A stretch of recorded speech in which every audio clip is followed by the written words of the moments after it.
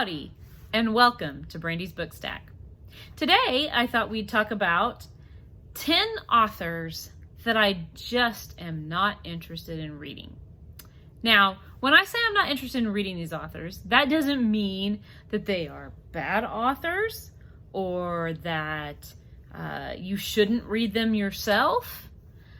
These are just authors that have no particular interest for me when I look through the book stacks at my local used bookstore and when I'm looking for books. So without further ado, let's jump into the stacks. The first author on my list is Danielle Steel. Danielle Steel, if you're not familiar, wrote romance novels and still writes romance novels, probably best known for her novels in the 80s and early 90s, mainly about wealthy people having wild romantic trysts and that sort of thing. And those books just never appealed to me. And I'm including Danielle Steel here, but that would follow a number of other authors. Jackie Collins is an example of authors in that same vein. And I just don't particularly care for that style of romance novel. Usually there's lots of, sex and deception. And if you like that sort of thing, then I'm sure she's great for that. That's what she's known for. It's just not my cup of tea. Moving on to number 2, Nicholas Sparks.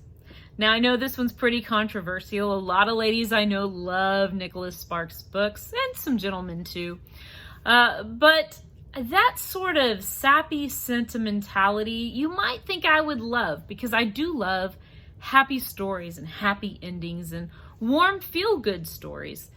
But those just cross that line from sweet to saccharine to me. Just not what I'm looking for in my reading pursuits. So Nicholas Sparks, just not for me. Number 3, moving on to a totally different genre. And this one's pretty controversial, I must admit. That's Stephen King.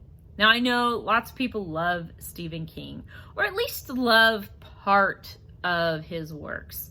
My husband in particular loves the Dark Tower series. I just don't like Stephen King much because, if you're familiar with my channel, I am not a fan of the dour and depressing. And Stephen King typically writes somewhere in the dour and depressing side of things. Most of what he writes is horror, and scary horror, which is not my favorite thing. I have read The Shining by Stephen King, and I thought it was okay. Again, it just wasn't my cup of tea. And I have a copy of The Stand because I've heard it's a phenomenal book, and maybe someday I'll get around to reading it. But that's another, issue I have with Stephen King's novels, is they tend to be really, really long.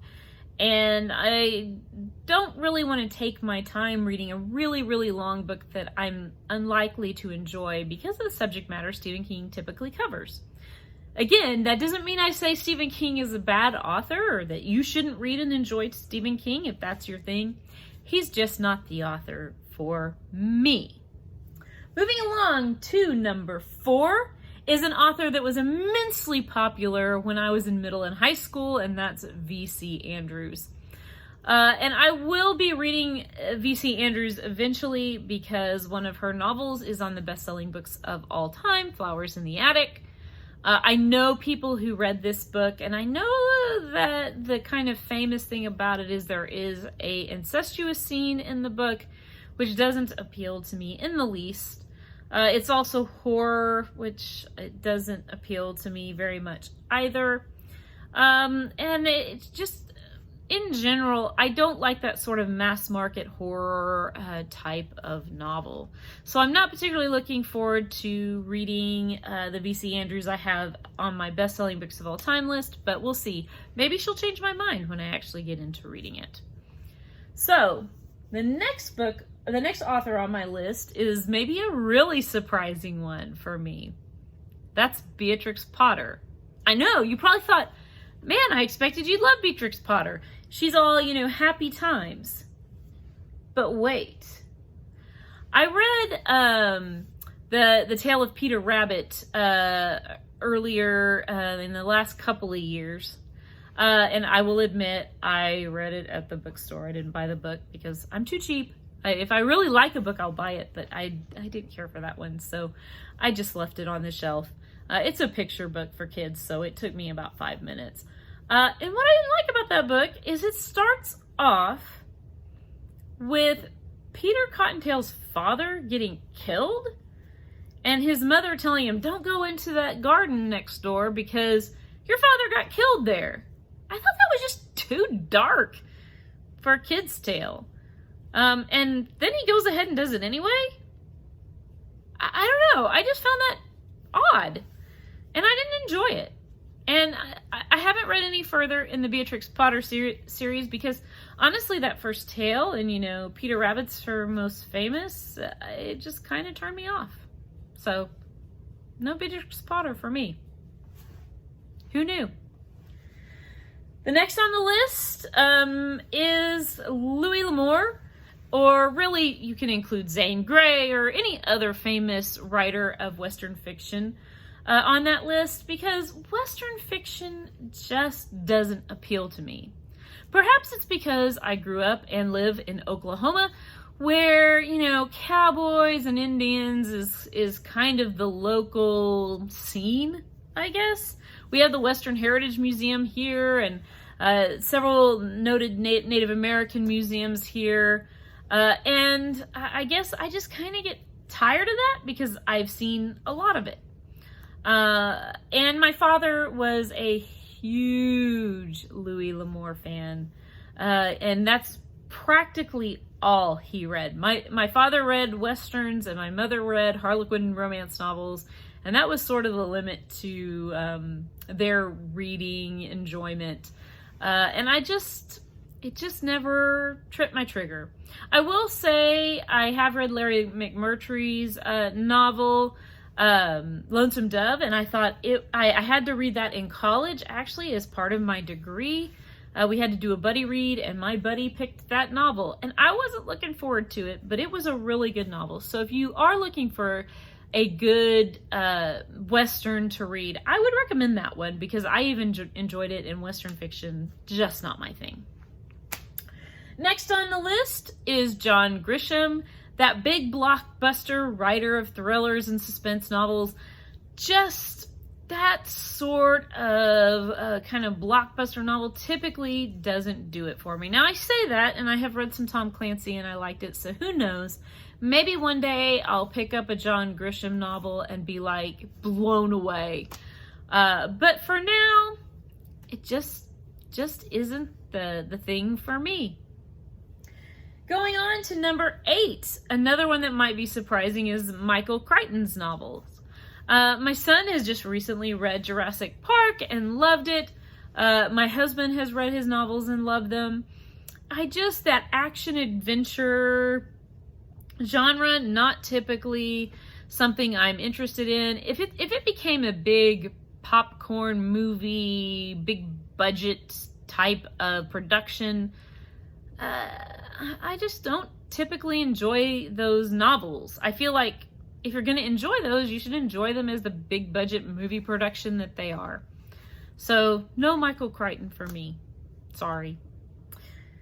The next on the list is Dan Brown. And when I first read Dan Brown, I really liked him, and I don't know what was wrong with me, to be honest. My original Goodreads rating was something like 4 stars for the Da Vinci Code, and I look back and go, golly, that's just not a very good book. It is fast-paced, and I think that's something that all of these authors share, and probably why they're so popular, is their books' plots do move along at a pretty quick pace. And I think that's why they are so popular. And while I do enjoy a fast-paced book, I just don't think that that's enough on its own to merit the acclaim that maybe some of these writers have garnered. Next on the list, Lillian Jackson Brown.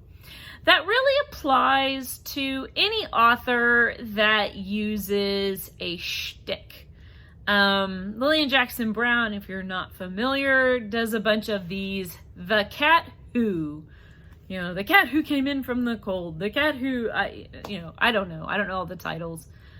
I just feel like if you're having to fit your plot to some kind of shtick, I think there's an author that goes by the ABCs. There's some that go by the 1, 2, 3s. I think that's Janet and Ivanovich, I think, that does that. I guess I'm sort of skeptical, how good can your plot really be if you're having to fit it into this tightly defined mold? It just doesn't appeal to me. And again, maybe if I read these authors, I would feel totally differently and be like, I totally get why everybody thinks they're so wonderful. But that's my top 10 list of authors that just don't do it for me. And you can feel free to put all the hate you want in the comments below and say you love these authors that I'm talking about and tell me why I should give them a try. I'm not adverse to that. And like I said, someday I may walk into a used bookstore looking for something to read and desperately reach towards one of these authors and end up falling in love.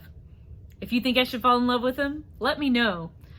Put it in the comments below. Don't forget to subscribe and click that bell. Thank you for watching. Bye.